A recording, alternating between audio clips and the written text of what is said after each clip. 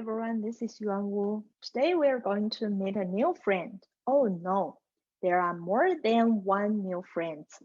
The first one will be Mr. Messi.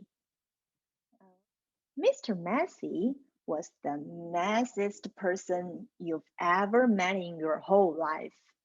He looked messy because he was messy in everything he did.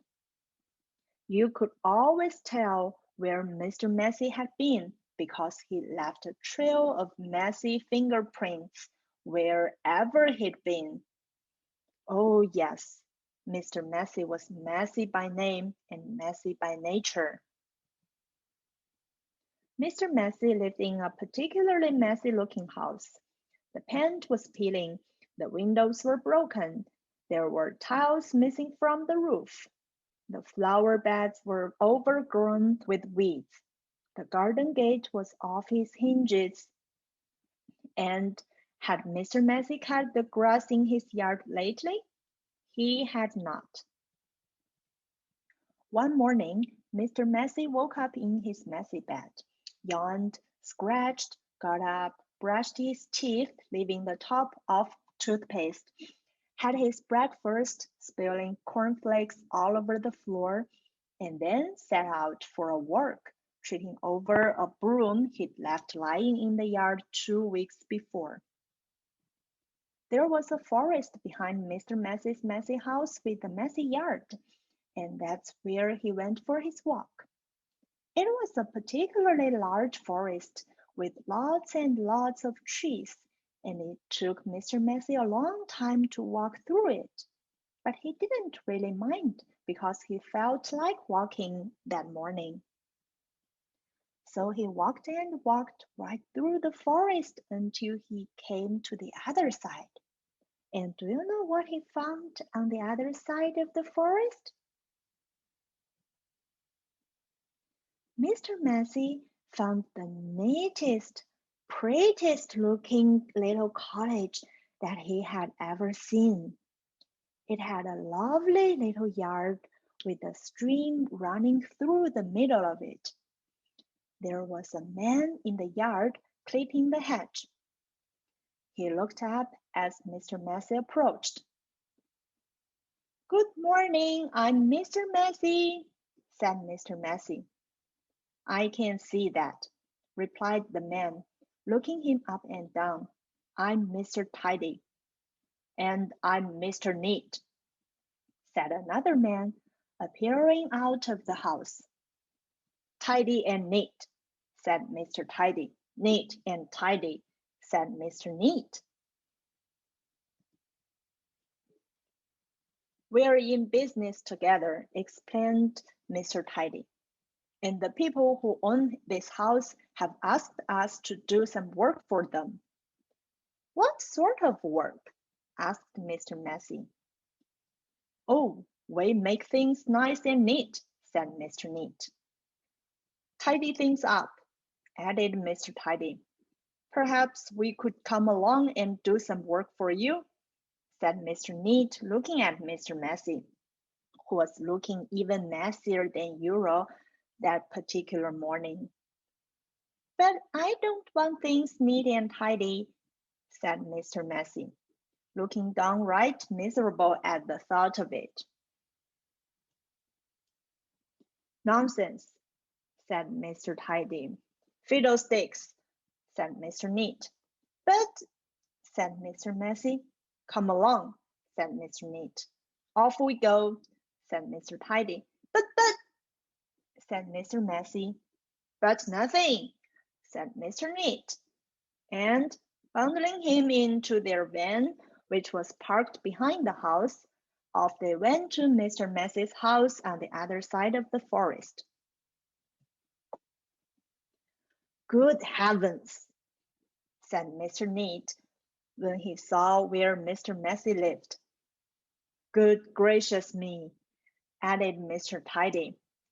"This is the messiest house I have ever seen in all my born days," they both said together at the same time. "Better do something about it," said Mr. Neat.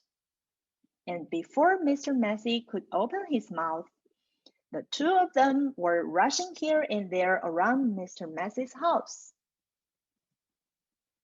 Mr. Neat hoed and mowed and pruned and snipped and clipped and cleared and dug and made the yard look neater than it had ever looked before.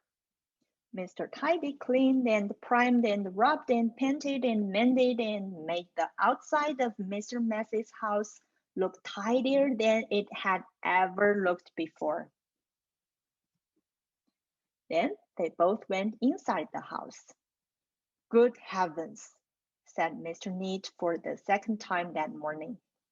Good gracious me, said Mr. Tidy for the second time that morning.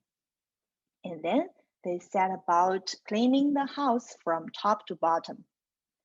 They brushed and swept and polished and scrubbed and made the inside of the house look neater and tidier than it had ever looked before. There we are, said Mr. Tidy. All finished, said Mr. Neat. Tidy and neat, said Mr. Tidy. Neat and tidy, said Mr. Neat. Mr. Messy just didn't know what to say. Then they both looked at Mr. Messy. Are you thinking what I'm thinking? Mr. Neat said to Mr. Tidy. Precisely, replied Mr. Tidy. What we're both thinking, they said together to Mr. Messy, is that you look much too messy to live in a neat and tidy house like this. But, said Mr. Messy. But whatever Mr. Messy said was no use. And Mr. Neat and Mr. Tidy whisked him off to the bathroom upstairs. It had been the messiest room in the house, but now, of course, it was neat as a new pin. Then Mr. Neat got hold of one of Mr. Messy's arms, and Mr. Tidy got hold of the other arm, and they picked him up and put him right into the bath. Mr. Messy wasn't used to having baths. Mr. Neat and Mr. Tidy washed and brushed and cleaned and scrubbed and combed Mr. Messy until he didn't look like Mr. Messy at all. In fact, he looked like the opposite of messy. He looked at himself in the mirror. You know what I'm going to have to do now? He asked in a rather fierce voice. Mr. Neat and Mr. Tidy looked worried. What are you going to have to do? They asked Mr. Messy. I'm going to have to change my name, said Mr. Messy, and then he chuckled. And Mr. Neat and Mr. Tidy chuckled. And then Mr. Messy laughed. And Mr. Neat and Mr. Tidy laughed. And then they all laughed together and became the best of friends. And that really is the end of the story, except to say that if you are a messy sort of person, you might have a visit from two people. And you know what they are called, don't you?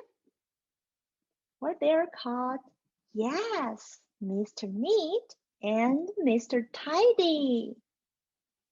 Okay, everyone, this is the end of the story. I'll see you in next video.